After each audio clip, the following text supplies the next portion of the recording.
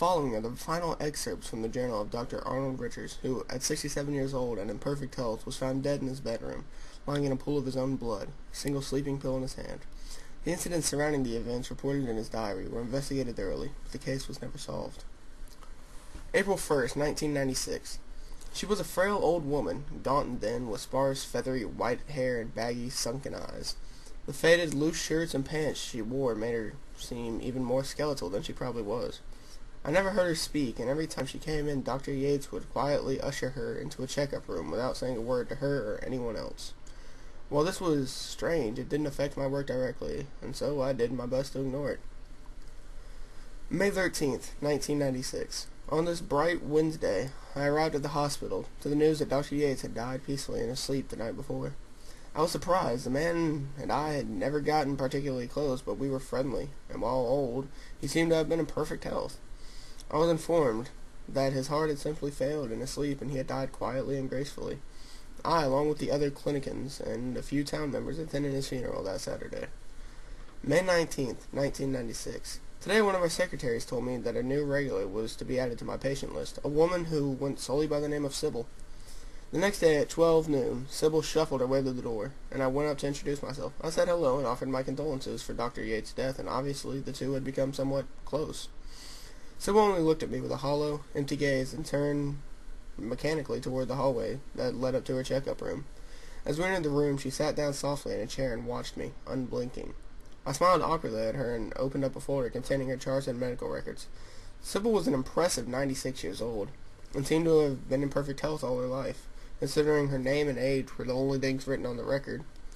She had no listed place of residence, exact date of birth, references of birth certificate. The only thing on her official record was a case of chronic insomnia, which explained her tired appearance. Groping inside the folder for any extra information, my hand touched a small note card, and hastily scrawled capital letters. All it read was, "Only the pills."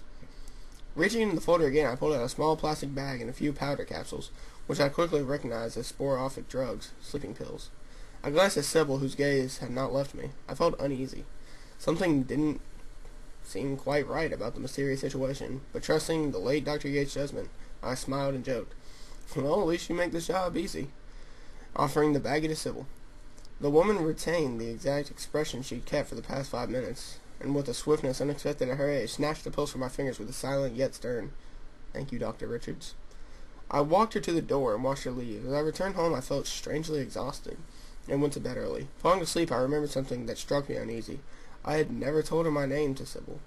Dr. Yates must have mentioned me in passing at some point. I brushed the thought aside and nodded off. At noon sharp, Sybil walked through the clinic doors once more. I greeted her and walked her to her familiar room, where she sat once again in the chair and stared at me. Remembering my uneasy thoughts from last week, out of curiosity, I mentioned how I'd never introduced myself and asked her how she'd known my name. Without turning her gaze, she simply lifted her wrist and pointed towards the desk in the room as a response. I followed her finger to the folder I'd left from there last week, with the note card laying on top. "Only the pills." I turned to Sybil and told her childishly that I had no pills. I don't know her dosage. Nothing was written on the chart. She only continued to point at the folder. A foolish thought struck me. I picked up the folder and, with a furrowed brow, reached inside. Pulled out her papers. As they emerged, they brought a baggie of pills identical to the first one. I was positive that there had only been one bag of pills in the folder. The week before, and the folder had been left exactly in the same place. No one had touched it. I stared at Sybil cautiously, and she stared back as always, extending her hand. I gave her the pills, and she responded, "Thank you, Dr. Richards," in the exact same fashion as the previous week. Suspicious, I took the folder home to make sure no one was doing any tampering. Tonight, I felt not only exhausted, but very weak. I had no motivation to do anything. All I felt like I could do was sleep. To go to bed at 6 p.m. June 4th, 1996. Before I went to the clinic today, I checked the folder. All I had inside was the note card, which I left on my nightstand, and Sybil's papers. No pills. Sybil's visit went exactly as usual. As we entered the checkup room, I told her that I was concerned she was abusing the medication, and told her to try a week without the pills. She only stared at me and pointed again to the folder I had been holding in my hand the whole time. I peered inside, and like a sickly apparition, the bag of yellow pills was resting neatly on the bottom, atop a square piece of white paper. I angrily removed the pills and read horrified the note card they revealed. Only the pills. I turned to Sybil and thrust the bag toward her, yelling, "And take your damn pills." She only returned her usual "Thank you, Dr. Richards," and left me standing in the room, frightened and angry. Tonight I got violently ill. After an hour of intense vomiting, I crawled into bed, nearly unable to move. As I reached to turn out the light on my nightstand, my eyes strayed to a square white piece of paper. I didn't have it to know what it said. I was confused and terrified. Mustering all my strength, I tore the paper into pieces and flushed them down the toilet. Exhausted, I fell into a deep, deep sleep. June 11, 1996. My sickness left me unable to work for exactly a week.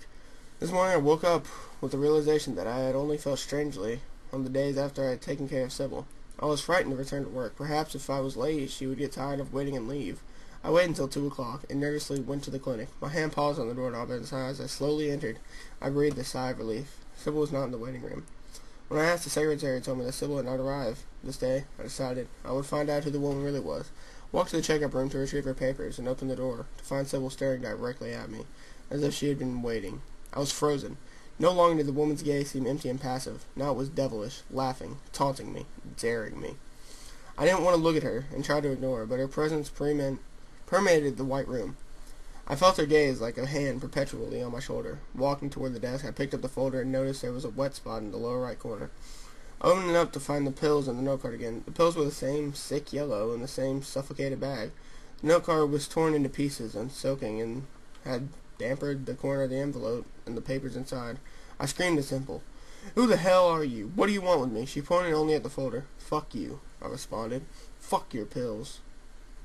I threw the envelope on the floor, feeling the castles crushed beneath my shoes. "Looks like you'll be awake for a while now," I said spitefully.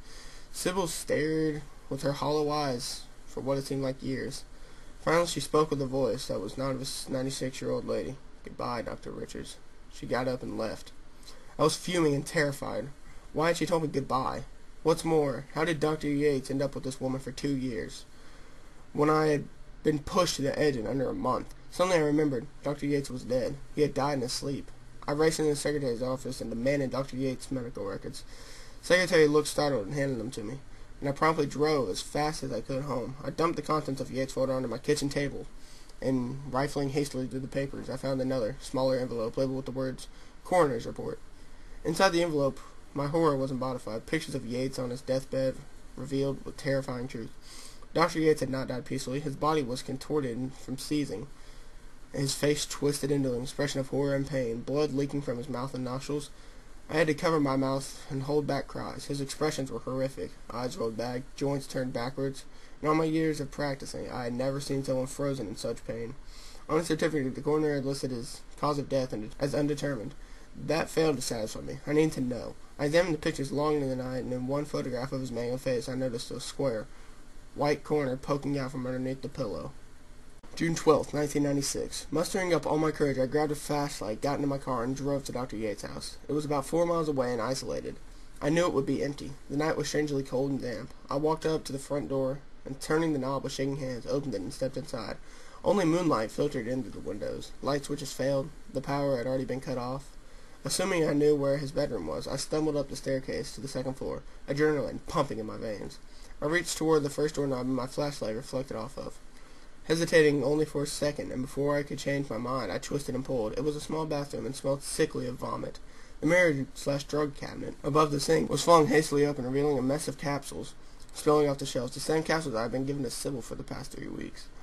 The cause of my terror, I slammed the door closed and looked around the landing with my flashlight. There was only one other door at the end of the hallway. I could hear the blood flowing past my ears as I walked toward what I knew was the bedroom. Again, my hand stood still on the doorknob for only a second before I hastily turned and swung the door open. The bedroom frighteningly resembled my own, with a queen-sized bed and 2 nightstands on either side. The pale moonlight destructed the colors of the room into stark black and white. I could clearly see the bloodstains from Yates' body, vivid on the pale sheets of his mattress. Remembering the picture, I gathered myself and walked towards the pillow, which was a bloody mess. Sure enough, the white corner was jutting out, daring me to grab it. I lifted the pillow to reveal a familiar-looking folder. I shined my flashlight to reveal one word scribbled in the front, "Sybil." Suddenly I heard a creak and a door open, the sound of 100 pills falling to the floor. The noise shocked me out of my reverie, and I snatched the folder, ran out of the house, and got into my car as fast as I possibly could. There was not much inside this folder. Then I had my measly papers at the clinic. I scoured Sybil's records. She had hundreds of different charts from hundreds of different doctors, and each said the same thing. Sybil was a victim of hyperinsomnia. She never slept. I riffled through the records as quickly as I could. Hyperinsomnia, sleeping pills, hyperinsomnia, sleeping pills. The oldest chart was from 1912. Diagnosis, hyperinsomnia. Prescription, sleeping pills. I set the paper down, my forehead dripping in cold sweat. If Sybil's charts was correct, the woman had been awake for 84 years. Suddenly I was emboldened. The woman no longer frightened me. I had figured it out. I would confront her. I would maybe even try to help her. If she never slept, I could even go to her house now. It was 1:30 in the morning. Finding Sybil's address in the records, I wrote it down on a slip of paper and got into my car a third time. I drove for about 2 miles and then realized that things were starting to seem unfamiliar. As I turned onto a street, my confidence shattered like a bone. I realized in utter horror where the address I had written down had brought me. Bringing my car to a slow halt, I stepped out and made the now terrifying familiar walk up to the clinic doors.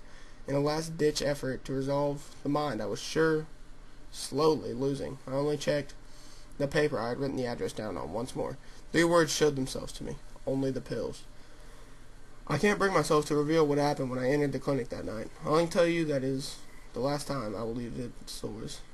It is the only time I will see Sybil, and that I am about to go to sleep for what will be the last time in my life. I hold a small yellow capsule in my hand that could save me, but I can't. I refuse to end up like her. I would rather die than stay awake.